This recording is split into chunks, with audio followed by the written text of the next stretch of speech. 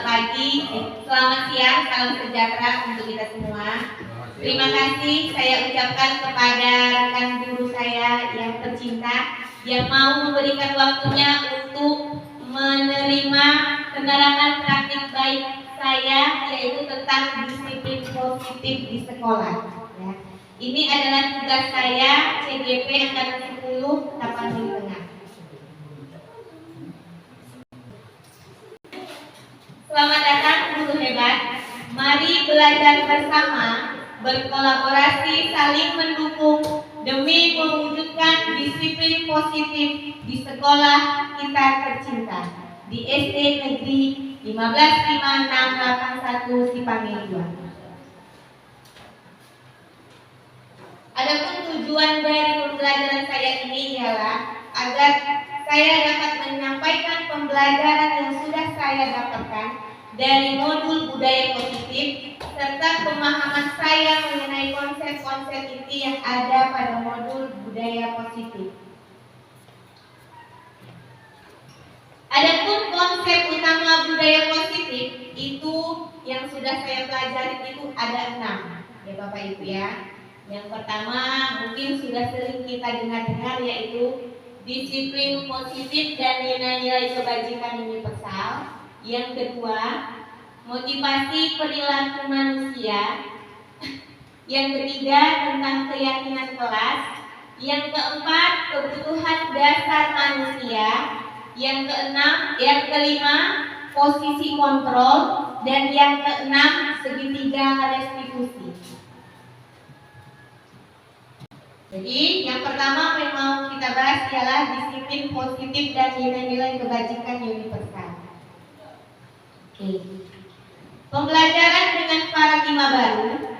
Pembelajaran dengan paradigma baru dirancang berdasarkan prinsip pembelajaran yang terdiferensiasi, yaitu sehingga setiap siswa belajar sesuai dengan kebutuhan dari tahap perkembangannya untuk mewujudkan profil pelajar Pancasila. Seperti yang sudah kita ketahui sama-sama Bapak Ibu, kurikulum Merdeka kita ini sudah mengacu pada dimensi profil pelajar Pancasila, yaitu ada beriman dan bertakwa kepada Tuhan Yang Maha Esa, mandiri, bernalar kritis, kreatif, bergotong royong, dan berkebenekaan global.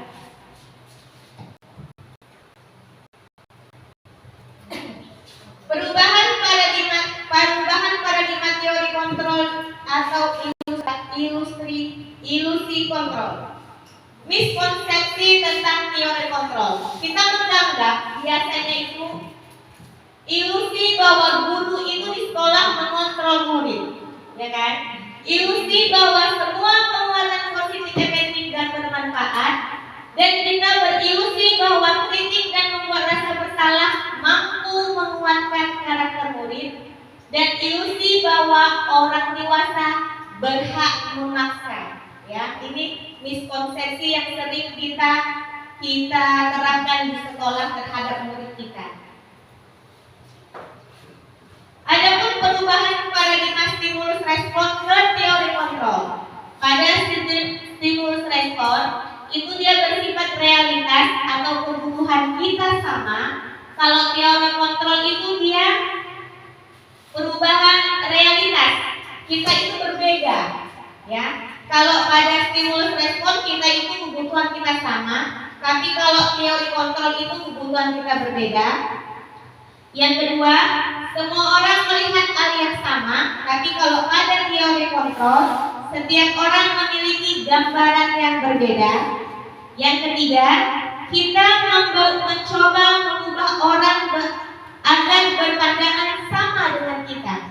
Tetapi pada teori kontrol itu ialah kita berusaha memahami pandangan orang lain tentang dunia. Yang keempat, perilaku buruk dilihat sebagai suatu kesalahan. Itu terdapat pada stimulus respon. Tapi kalau untuk teori kontrol, semua perilaku itu pasti memiliki tujuannya. Oke, yang berikutnya, orang lain bisa mengontrol saya, tetapi pada teori kontrol hanya Anda yang bisa mengontrol diri Anda.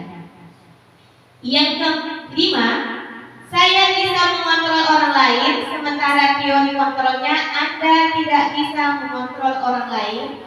Berikutnya, pemaksaan ada pada saat rujukan gagal. Kalau teori kontrolnya, kolaborasi dan konsensus menciptakan pilihan-pilihan baru. Dan yang terakhir ialah model berpikir menang kalah. Kalau pada teori kontrol itu gak ada ya Bapak Ibu. Model berpikir itu menang-menang. Oke ya. Berikutnya. Nah, sebelum saya kemarin, kita masuk ke disiplin. Coba. Siapa, kita kan udah sering tahu disiplin ya Bapak Ibu ya. Disiplin. Apa sih itu arti dari disiplin yang Bapak Ibu tahu? Kira-kira ada yang bisa memberi masukan Bapak Ibu apa itu arti dari disiplin? Oke, Ibu Tompul.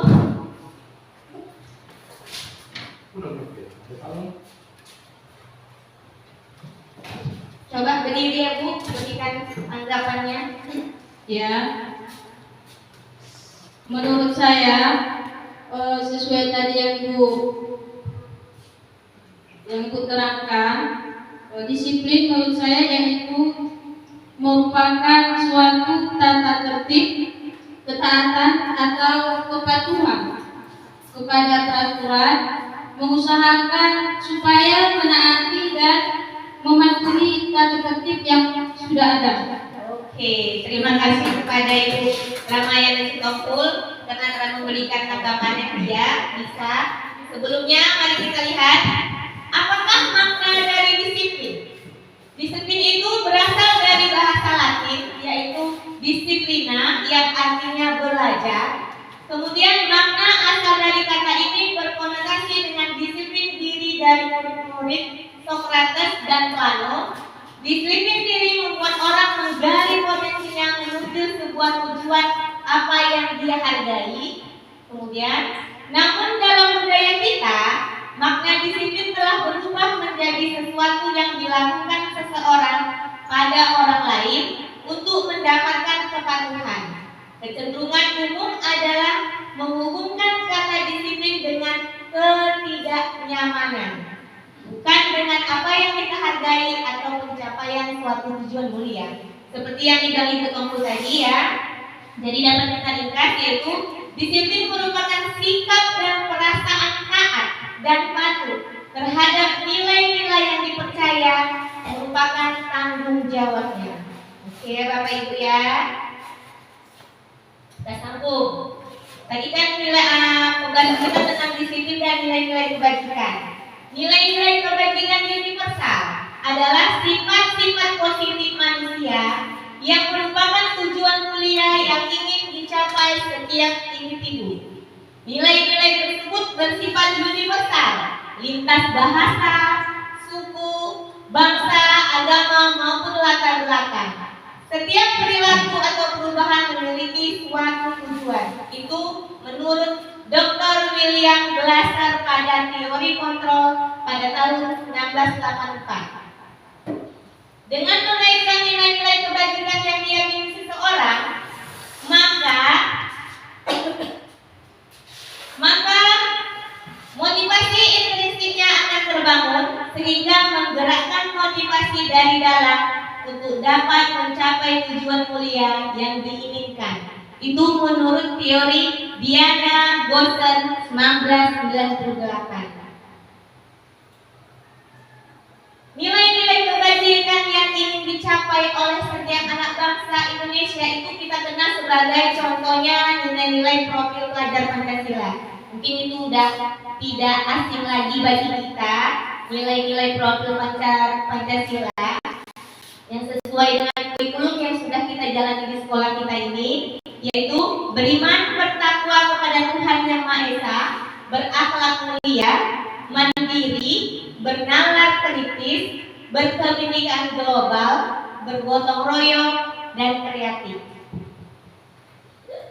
Oke, kita sambung yang kedua ya Bapak Ibu, dari disiplin positif yaitu teori motivasi, hukuman, dan penghargaan serta restitusi.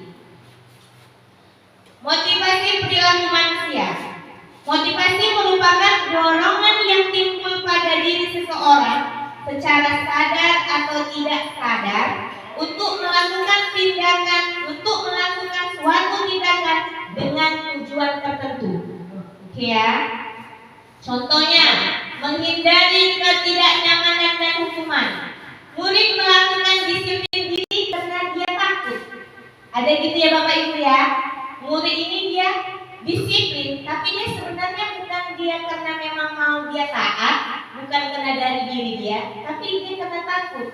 Takutlah saya nanti kalau misalnya saya datang terlambat, nanti saya salah atau menghormat upacara gitu ya Bapak Ibu ya. Itu namanya contoh murid yang melakukan disiplin karena dia takut. Itu karena menghindari ketidaknyamanan dan hukuman. Ini merupakan hukuman motivasi dari intrinsik anak itu sendiri. Oke. Yang kedua, mendapatkan imbalan atau penghargaan orang lain, yaitu murid melakukan disiplin diri karena dia ingin mendapatkan imbalan. Ini merupakan contoh motivasi ekstrinsik. Itu sering juga kita lakukan Bapak Ibu ya.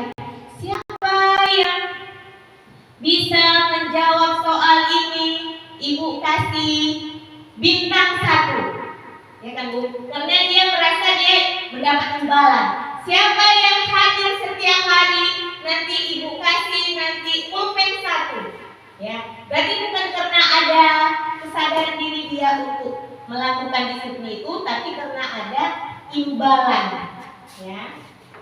Oke, yang ketiga, menghargai nilai-nilai kebajikan diri sendiri. Contohnya itu murid melakukan disiplin diri karena dia sadar akan nilai kebajikan dirinya. Ini merupakan motivasi intrinsik. Misalnya murid pokoknya aku mah walaupun gak ada dihukum atau apa, memang dia sadar pokoknya aku mau cepat datang sekolah mah, aku mau cepat hadir ke sekolah. Itu pasti ada murid yang seperti itu ya Bapak Ibu ya. Ya. Konsep disiplin dengan identitas gagal. Oke, contohnya ada 2 kategori, yaitu berupa hukuman dan penghargaan. Ya, hukuman itu Bapak Ibu pasti menyakitkan untuk anak kita, ya kan? Dia merasa tidak nyaman, murid merasa takut. Contohnya, aku takut sekali nengok Pak Tambunan kan, ya kan? Asal aku pikir pasti aku dihukum Bapak Ibu karena terlambat, ya kan? Merasa tidak nyaman dia dengan Pak Tambunan gitu, merasa dia Pak Tambunan ini kok ngajak orang yang saya takuti, kan gitu ya Bapak Ibu ya. Murid memaksa. Nah, hukuman itu dia kadang-kadang memaksa kan. Kita suruh anak ini memungut sampah, sebenarnya mungkin anak ini ada yang pembersih, yang jorok, ngambil sampah, kita ngambil sampah, tapi kita itu memaksa. Menurut anak-anak itu macam memaksa dia gitu. Oke, murid menyembunyikan kesalahan. Itu kita tahu ya. Asal nanti kita tanya, kamu yang mencuri duit saya? Enggak. Dia karena takut dia dihukum, jadi dia menyembunyikan kesalahannya. Tidak berani dia mengutarakannya. Iya Bu, maaf ya Bu. Iya Bu, saya yang ambil duitnya, gitu ya Bapak Ibu ya. Contohnya ya. Murid menjadi rendah diri karena sering dia dihukum, dia menjadi rendah diri Bapak Ibu, ya kan? Karena dia selalu dihukum, jadi dia merasa aku nih, saya ini kayak mana ya, karena sering dihukum. Tapi kalau juga ada berupa penghargaan itu dia tidak efektif karena anak kebiasaan melakukan sesuatu yang bagus itu karena ada penghargaan. Aku pokoknya mau datang cepat biar aku dikasih 1.000 sama ibu nenek. Nah, misalnya gitu ya Bapak Ibu ya. Kedua, penghargaan itu dapat merusak hubungan. Ada sifat iri, ya. Ada sifat iri terhadap anak-anak kalau nanti dia sering diberi penghargaan, iri dari teman-temannya. Mematikan kreativitas siswa. Kalau anak yang suka diberi penghargaan, dia pokoknya bagaimana caranya dia biar bisa dapat penghargaan, tapi dia nggak kreatif, ya kan? Dia menggapai itu dia tidak kreatif, pokoknya dia memanfaatkan biar dapat penghargaan itu, dia tidak menunjukkan kreativitas dia lah. Menghukum dengan sistem ranking. Nah, ini biasa kita ya. Siapa yang ribut, ranking ibu turunkan. Nah, biasanya gitu ya Bapak Ibu ya. Jadi muridnya pun takut-takut menentu gitu ya kan. Terus merangkas hak menghargai dirinya. Ini juga tidak bagus ya Bapak Ibu ya. Itu tadi konsep disiplin yang gagal antara hukuman dan penghargaan. Oke. Ini contoh konsep disiplin dengan identitas sukses. Contohnya ya, konsekuensi penguatan jangka pendek, perlunya monitoring berkelanjutan kepada siswa, stimulus respon seperti yang kita bicarakan di depan tadi, murid menghormati peraturan, kehilangan waktu untuk merenungkan kesalahan. Ya, istilahnya murid menghormati peraturan, dia memang menghormati peraturan itu bukan karena ada tekanan, ada hukuman, tapi karena memang dia sadar diri. Aku memang harus melakukan itu. Restitusi itu ialah murid bertanggung jawab untuk perilakunya, fokus pada pemecahan masalah jangka panjang. Murid menghormati dirinya dan orang lain. Teori kontrol, dirinya memegang kontrol, dan murid bersemangat memperbaiki kesalahannya. Itu restitusinya. Konsep disiplin pendekatan restitusi. Sebuah tantangan disiplin positif pada murid ya. Ini kita tengok dulu ya, apa sih itu restitusi? Restitusi itu ialah proses menciptakan kondisi bagi murid untuk memperbaiki kesalahan mereka, sehingga mereka bisa kembali pada kelompok mereka dengan karakter yang lebih kuat. Menurut Gosen 2004, ciri-ciri dari restitusi itu ialah bukan menebus kesalahan, namun belajar dari kesalahannya itu. Kedua, memperbaiki hubungan antara dia dan orang yang melakukan kesalahan atau yang melakukan kesalahan dengan korbannya itu. Tawaran bukan paksaan, menuntut untuk melihat ke dalam diri, mencari kebutuhan dasar yang mendasari tindakan. Yang berikutnya, fokus pada karakter bukan pada tindakan, menguatkan dan fokus pada solusi dan mengembalikan murid yang berbuat salah pada kelompoknya. Itu tadi pengertian restitusi dan ciri-ciri restitusi ya Bapak Ibu.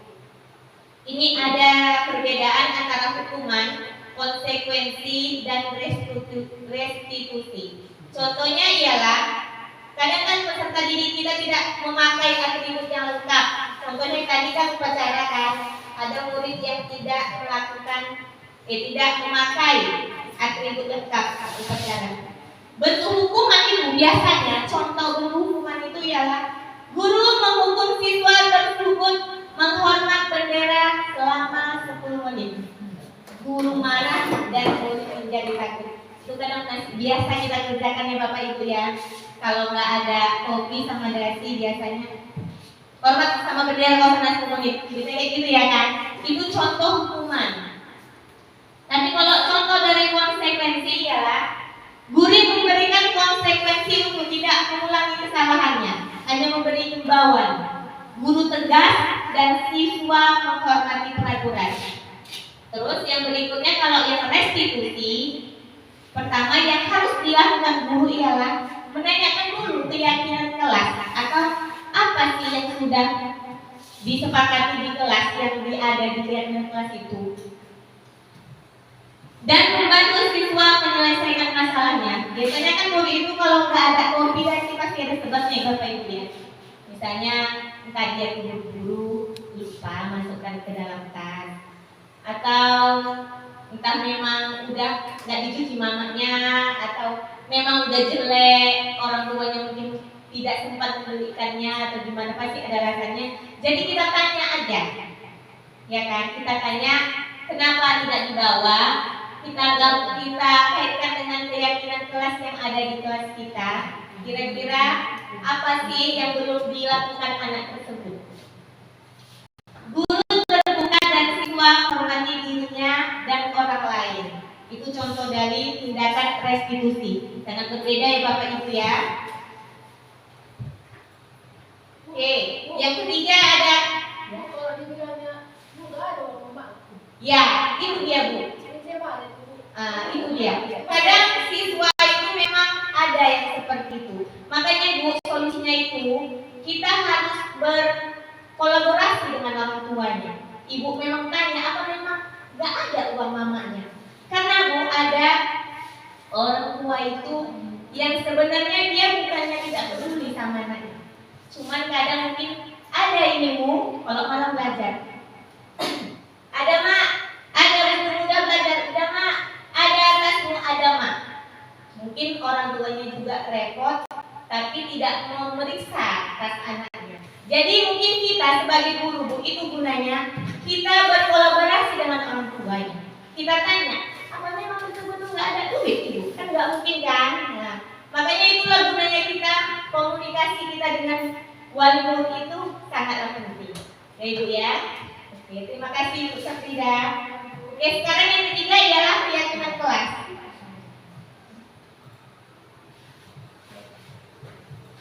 Oke, mengapa kita memiliki peraturan tentang penggunaan helm pada saat mengendarai kendaraan roda 2? Nah, ini pertanyaan semantik Bapak Ibu ya. Kira-kira Bapak Ibu, kenapa peran kita harus menggunakan helm pada saat mengendarai kereta? Kendaraan roda 2. Coba ada yang kira-kira yang mau memberikan masukan Bapak Ibu. Kenapa kita harus pakai helm? Sebenarnya kan kita kan bisa, gak usah pakai helm kan gak apa-apa, gak usah mentaati peraturan kan gak apa-apa. Siapa yang mau ngasih tanggapan Bapak Ibu? Kenapa kita harus pakai helm?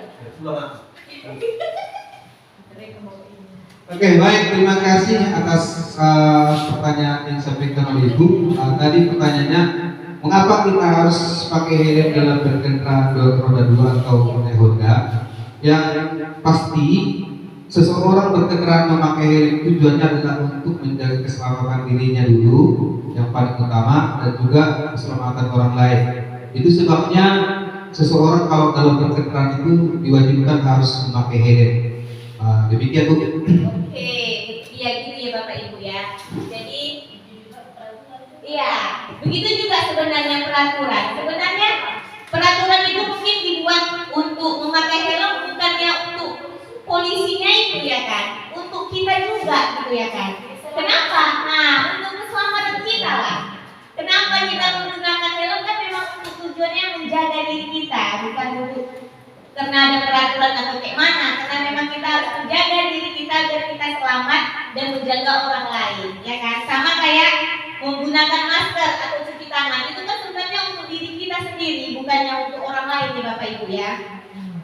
Mengapa keyakinan kelas dan tidak peraturan kelas saja? Oke, ini nanti akan kita temukan jawabannya. Keyakinan kelas itu berbeda ya Bapak Ibu dengan peraturan. Ya, biasanya kalau peraturan itu dia dibuat, misalnya peraturan sekolah itu dibuat sekolah atau guru-guru saja yang membuat. Tapi kalau keyakinan kelas ini dia dibuat itu bersama murid, berdasarkan apa yang mau kita buat keyakinan di kelas kita ini, berdasarkan istilahnya enak sama enak gitu lah. Kalau peraturan kan pokoknya kamu harus ini, kamu harus ini, cuma atasan saja yang membuat peraturan. Tapi kalau keyakinan kelas tidak beda Bapak Ibu ya. Kita harus menanya siswa kira-kira apa keyakinan kelas yang dapat kita buat dalam suatu sekolah kita ini. Jadi dalam membentuk keyakinan kelas itu dia ada 6, yaitu lebih abstrak dari peraturan, berupa pernyataan yang universal, dibuat dalam bentuk positif, kata-kata yang positif, sedikit saja agar mudah diingat, gak usah banyak-banyak panjang lebar, anak bosan membacanya Bapak Ibu ya. Terus sesuai dengan kondisi kelas kita dan sekolah agar mudah diterapkan. Yang terakhir ialah semua warga kelas atau sekolah dilibatkan saat membuatnya. Jadi ditanya satu-satu muridnya, kira-kira apa yang keyakinan kelas yang mau kita buat anak-anak Ibu? Nah gitu ya. Oke Bapak Ibu ya. Di sini ada contoh pembuatan keyakinan kelas 4 yang sudah kami buat semalam, Bapak Ibu ya.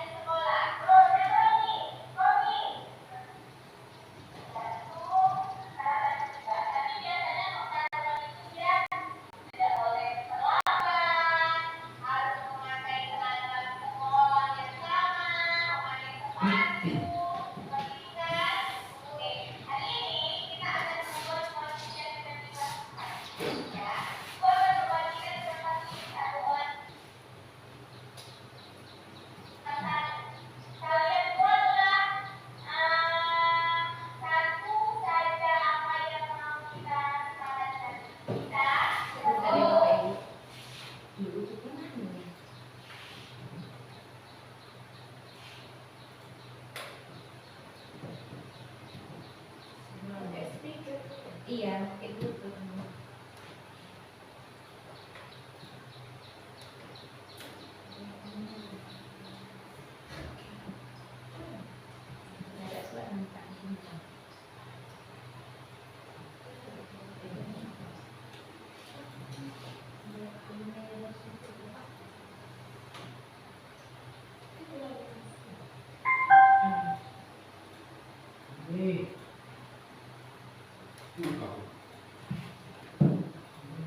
Kalian buatlah kantong yang di sekolah ya, yang di sekolah. Terus siapa lagi?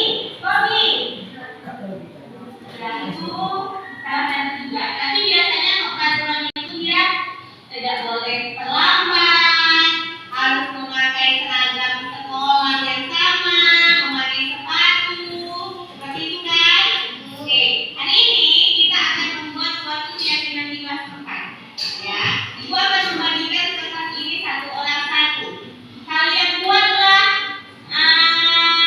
satu saja apa yang mau kita sepakati nanti. Bisa?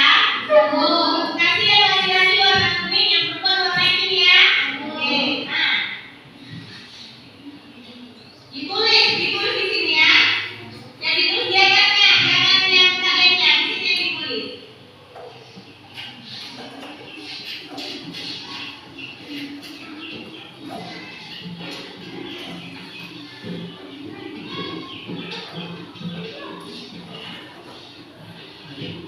Itu kan ada lemnya itu, jangan ada lemnya, nanti dibaliknya ya, biar bisa nanti kita tempelkan ke papan tulis.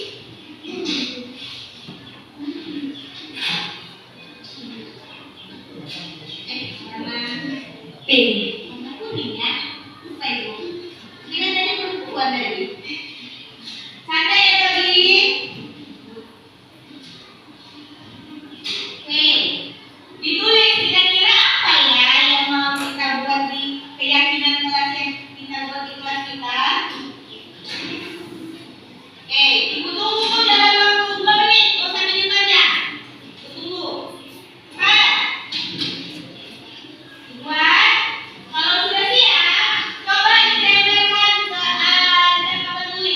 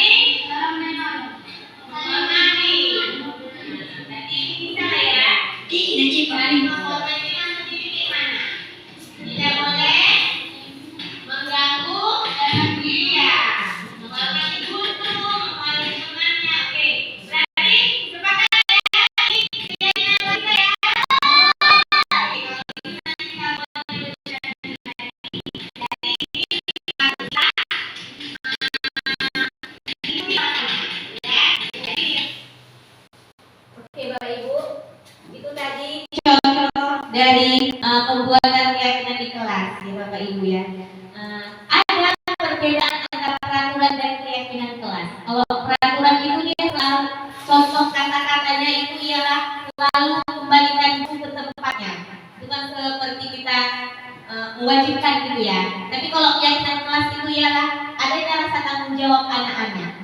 Oke, yang kedua dilarang mengganggu orang lain. Kalau keyakinan kelasnya ialah menghormati orang lain. Dia katanya lebih lembut gitu ya, lebih positif ya Bapak Ibu. Hadir di sekolah 15 menit sebelum pembelajaran. Kalau keyakinan kelasnya ialah itu komitmen. Jadi kita harus ada komitmen dalam diri kita sebelum 7.30 memang harus sudah hadir atau 7.15 memang harus sudah hadir Bapak Ibu. Dilarang melakukan kekerasan, itu keyakinan kelasnya ialah keselamatan. Dilarang menggunakan narkoba, itu keyakinan kelasnya ialah kesehatan. Itu perbedaannya ya Bapak Ibu ya. Kemudian yang keempat, kebutuhan dasar manusia dan dunia berkualitas.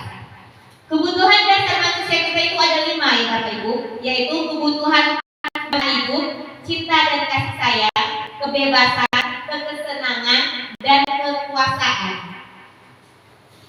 Ada contoh di sini sebuah cerita, yaitu dari siswa kelas 4, si Dinda, seorang anak kelas 4 SD, begitu tiba di rumah sepulang dari sekolah, menangis dan mengadu pada ibunya bahwa dia benci pada Ibu Rani, gurunya. Menurut Anda, kebutuhan apa yang berusaha dipenuhi oleh si Dinda? Jika jawabannya seperti ini, bila ada berada dalam posisi Ibu Rani ini gurunya, dan mendengar informasi dari mamanya si Dinda tentang perasaan Dinda hari itu, apa yang akan Anda lakukan pada Dinda besok ketika Dinda masuk ke sekolah?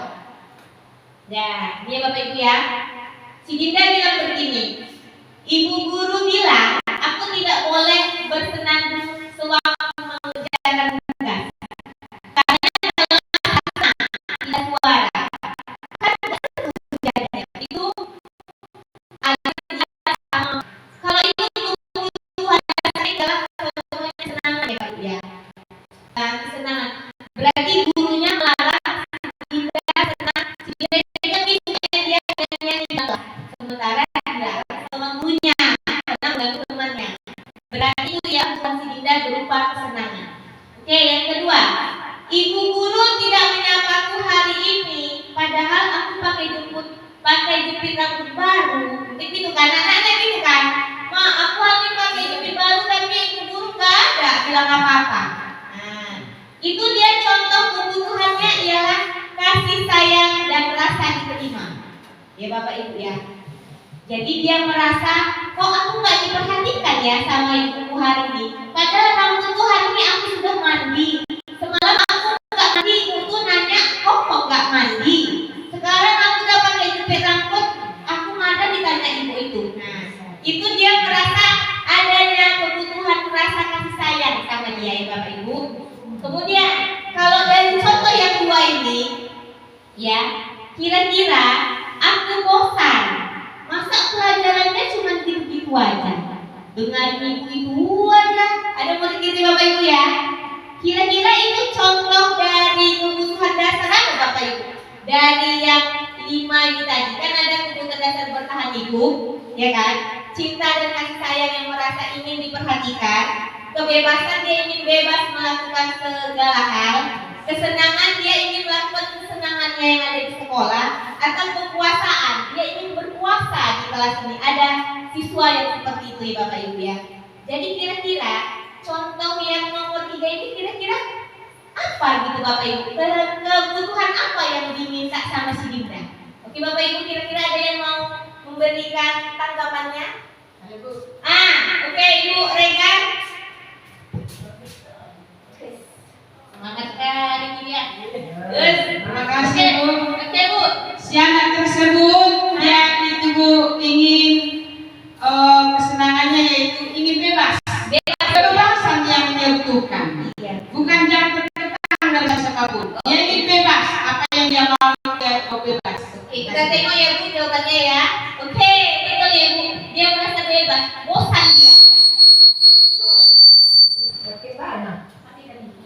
Dia merasa bosan. Ibu itu gitu aja, bosan aku, gak bebas aku. Gitu ada anak seperti bapak dia. Terus yang keempat, aku sebel lama, gambarku tidak rapi. Malah ibuku tunjukkan ke teman-temanku. Kan aku jadi malu, katanya kayak gitu kan. Kadang-kadang kita guru, tengok nih, punya si Derby. Kenapa yang mau foto ini, apa yang mau lukisnya gitu ya? Nah, itu kira-kira kebutuhan apa yang diinginkan sama si Dinda Bapak Ibu? Kira-kira ada yang memberi masukan Bapak Ibu tanggapannya? Oke, Ibu Safira, kira-kira kebutuhan apa yang dia inginkan ya Bu ya? Kalau menurut saya kamu kan, di kelas 1, Ya. maksudnya di kelas 1 itu, kayak, Bu, sebelkan ya Bu, gambaran itu tidak rapi, malah ibu guru menunjukkan ke teman-temanku juga menurutku.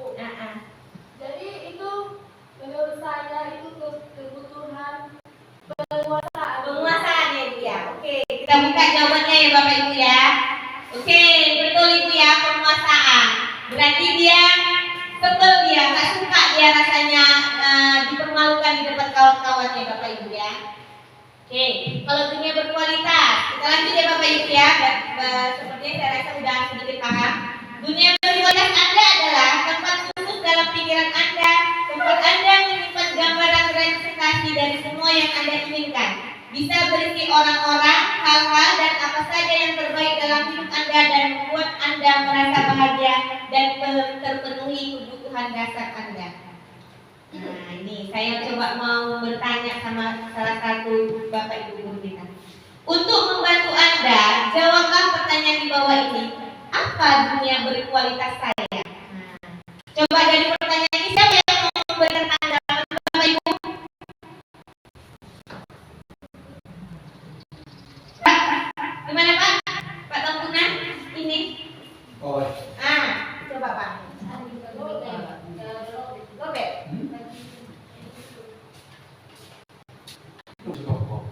Oke, baik, terima kasih Tes. kesempatan yang diberikan Ibu.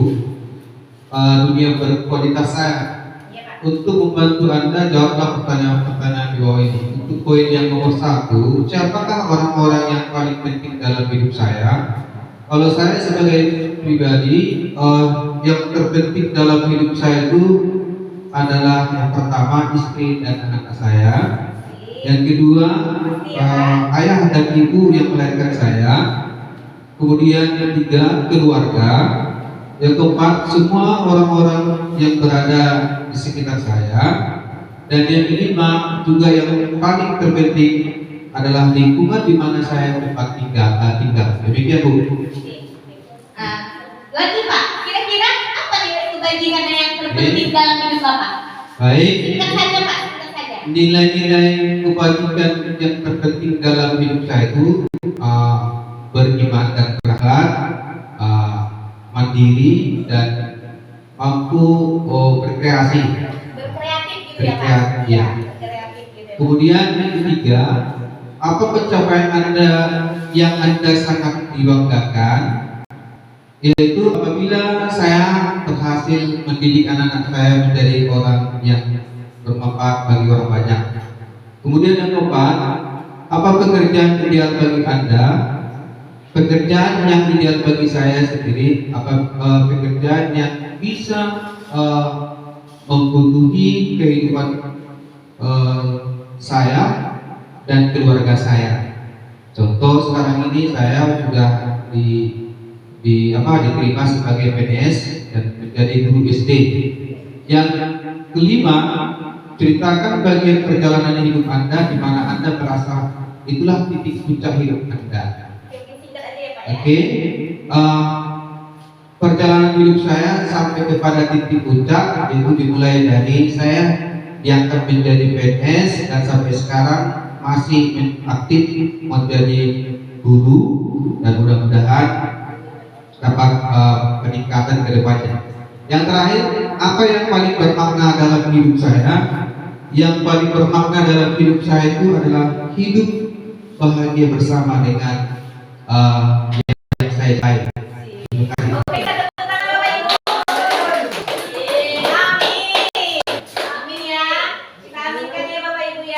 Yang saya menari ialah perjalanan hidup Anda.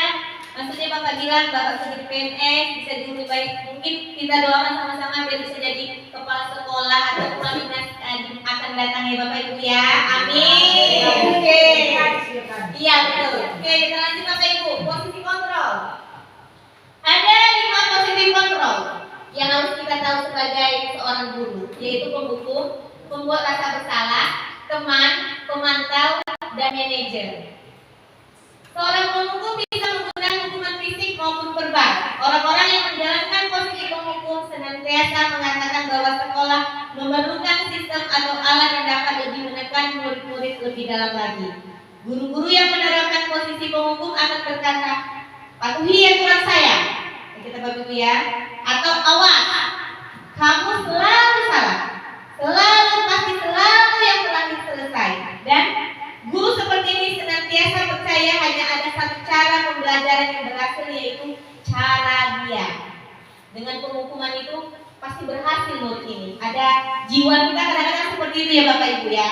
Ada rasanya memang sama murid ini kalau nggak dikeraskan tidak bisa terbentuk ya gitu Bapak Ibu ya.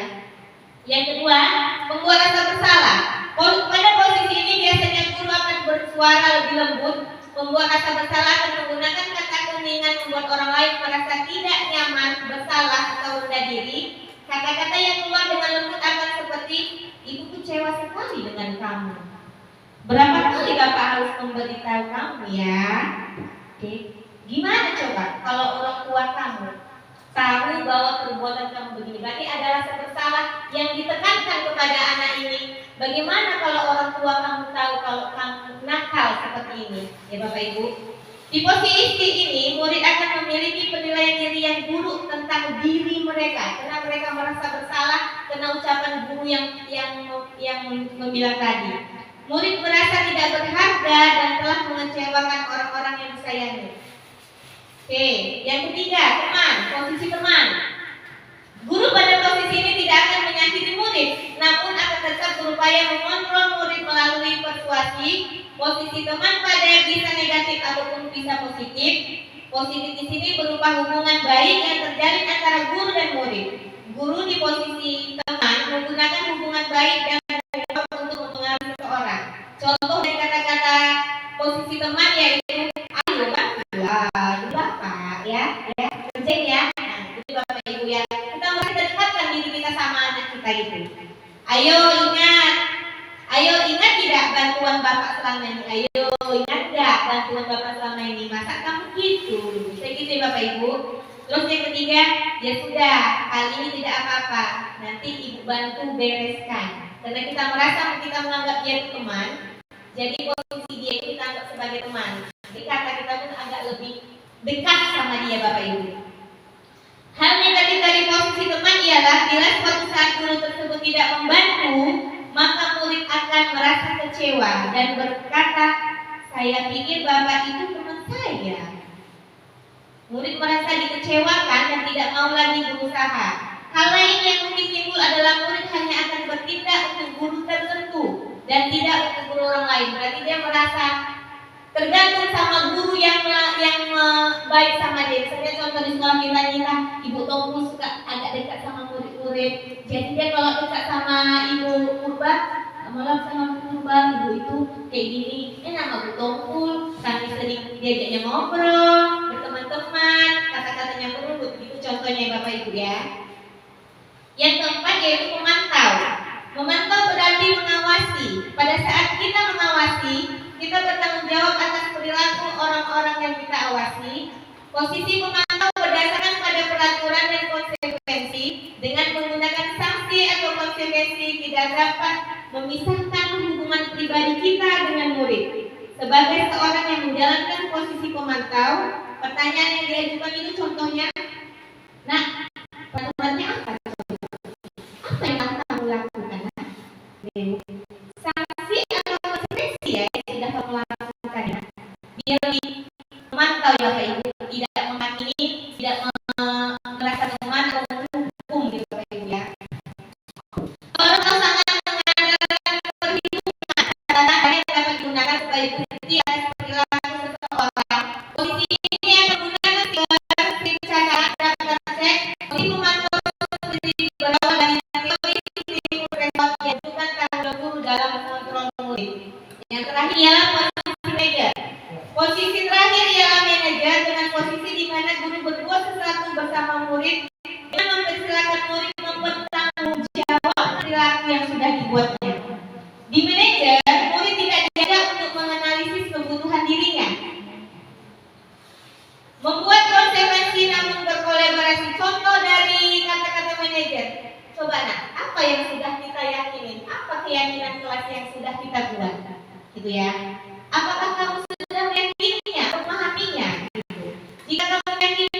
apa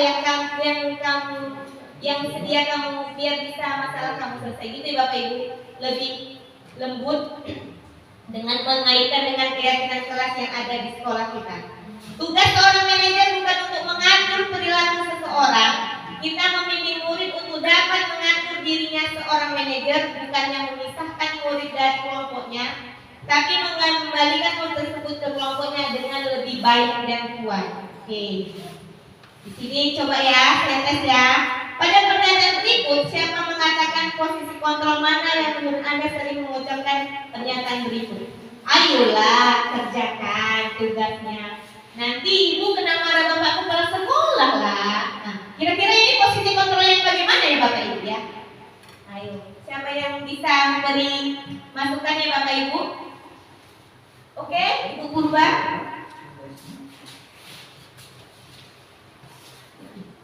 Oke, menurut saya, ayolah kerjakan tugasnya. Nanti ibu kena marah bapak kepala sekolah.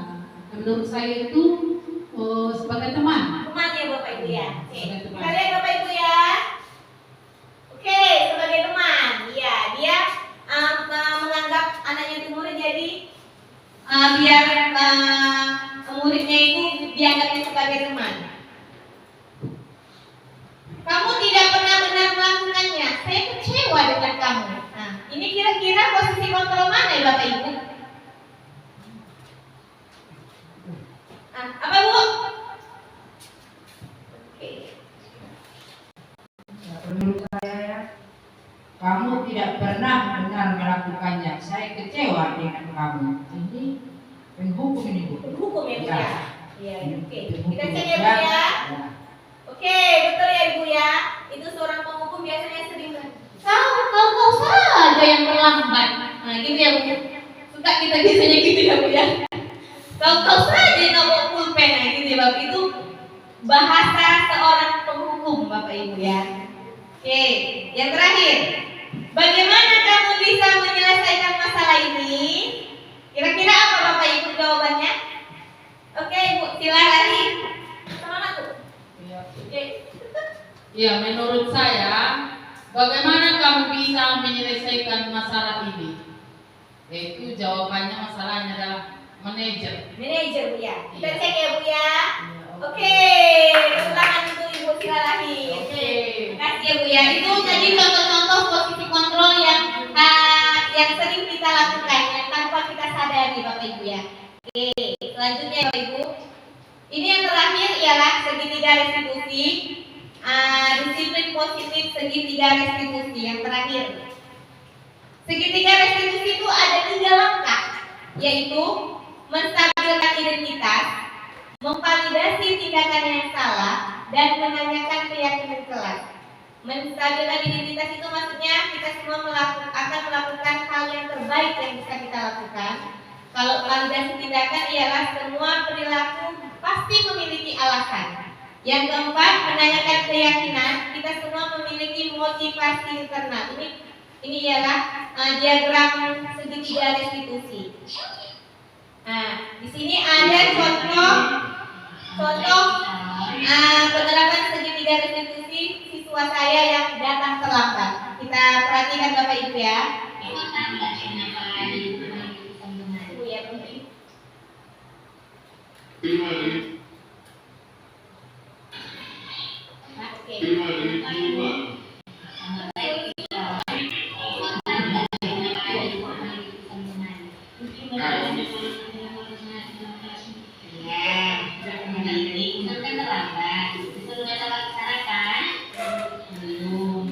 Kira-kira kenapa Pison bisa terlambat? Pison, semua orang itu pernah melakukan kesalahan. Memang begitu. Ibu itu juga pernah kesalahan. Tapi kira-kira Pison kenapa bisa terlambat namun? Saya satu dengan misalnya karena saya ingin bersama dan saya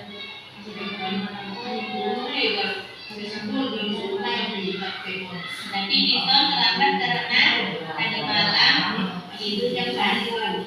Ibu juga pernah seperti itu.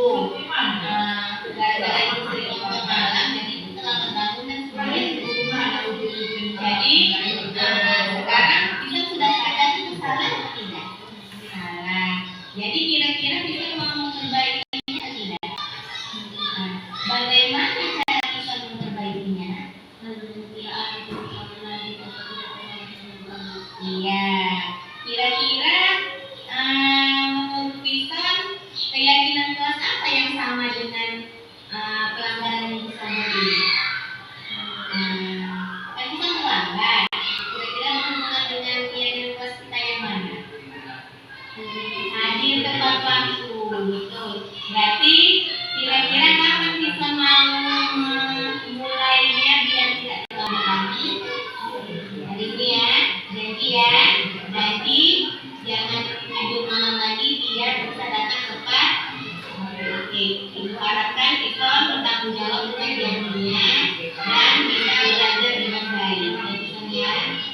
Itu sekarang kita lanjut kelasnya ya.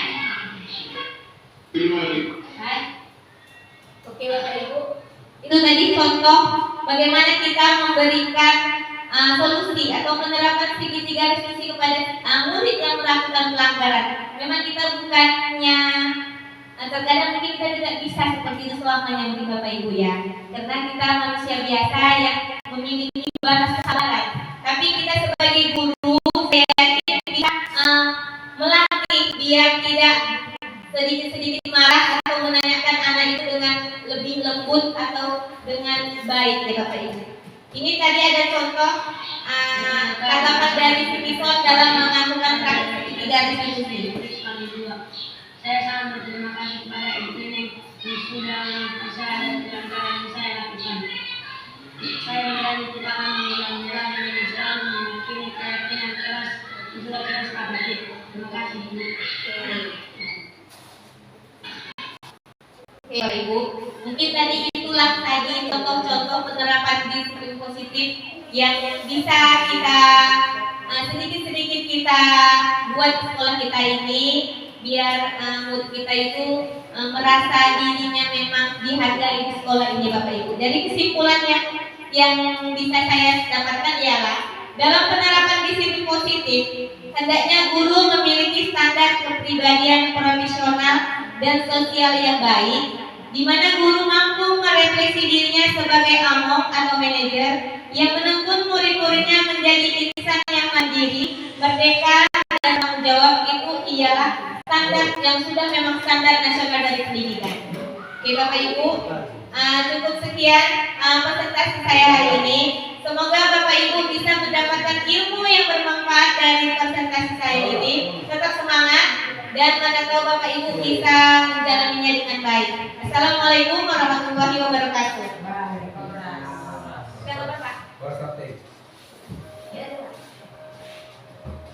Oke, baik. Terima kasih kepada yang sudah berbagi praktik dengan Bapak Ibu guru.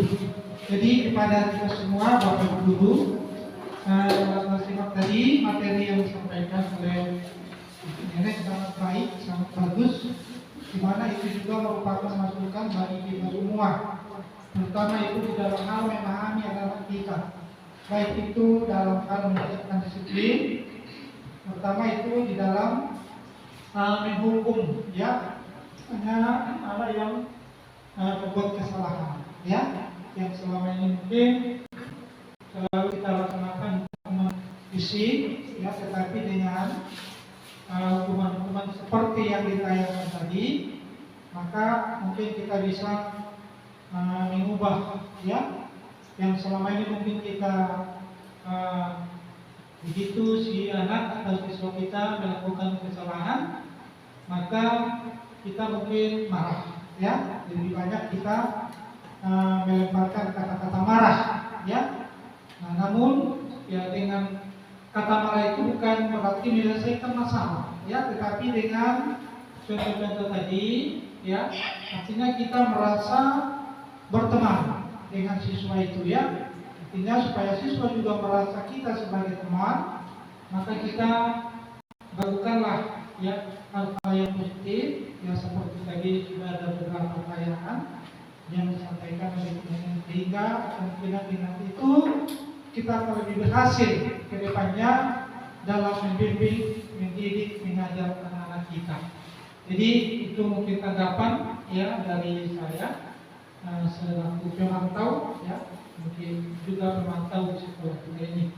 Nah demikian, mungkin kerennya juga materi-materi berbagai praktik lainnya nanti bisa juga dipraktekkan, dilaksanakan supaya juga semakin banyak pengalaman bisa kita terapkan dalam hal proses pembelajaran di sekolah kita ini.